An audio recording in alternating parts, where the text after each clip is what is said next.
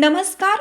Yes news महाराष्ट्रामध्ये आपल्या सर्वांचे स्वागत. सैनिक शेतकरी संस्थेच्या मुरबाड येथील आढावा बैठकीत सुकन्या योजनेअंतर्गत महाराष्ट्रामधील महिलांना 15,000चा धनादेश, पत्रकारांचाही केला सन्मान.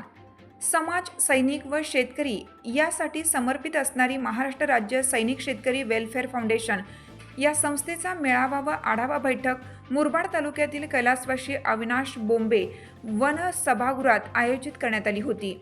यामध्ये महाराष्ट्रामधील 3 मातांना प्रत्येकी 5,000 प्रमाणे 15,000चा धनादेश संस्थेचे संस्थापक अध्यक्ष निवृत्त मेजर मनोजकुमार डांगे यांच्या हस्ते आणि पत्रकार संजय कांबळे यांच्या प्रमुख उपस्थितीत देण्यात आला. तसेच श्री कांबळे यांची मुख्यमंत्री समृद्ध पंचायत राज अभियान मूल्यमापन समितीच्या सदस्यपदी निवड झाल्याबद्दल त्यांचा महिला अध्यक्ष आशाताई हरड यांच्या हस्ते सन्मान करण्यात आला. यावेळी व्यासपीठावर जिल्हा अध्यक्ष विलास हरड, मुरबाड तालुकाध्यक्ष काशीनाथ गायकर आणि महिला अध्यक्ष सौ आशाताई हरड, मुख्यमंत्री समृद्ध पंचायत राज अभियान मूल्यमापन समिती सदस्य तथा ज्येष्ठ पत्रकार Sanjayji Kamble, doctor Pundlik Pogre sir, advocate Dinesh Sase, तसेच विभाग प्रमुख भाऊसाहेब फुंदे, दिनेश ठाकरे, सौ करुणा गायकर, नैना सासे, सौ अश्विनी गोरड, संतोष सोरगे, अनिल कवटे, कमलाकर राऊत, दिलीप हरड, जगदीश विशे आदी मंडळी उपस्थित होते.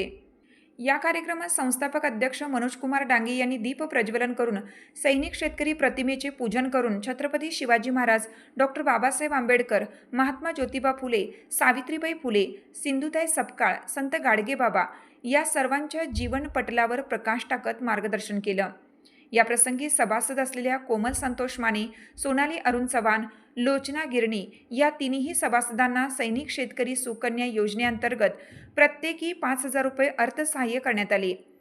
यावेळी कन्यारत्न माता पालकांचे मन भरून आले. यस न्यूज महाराष्ट्रासाठी संजय कांबळे, सहसंपादक. तुमची साथ आमची. यस न्यूज महाराष्ट्र चॅनलला लाईक करा व सबस्क्राईब करायला विसरू नका.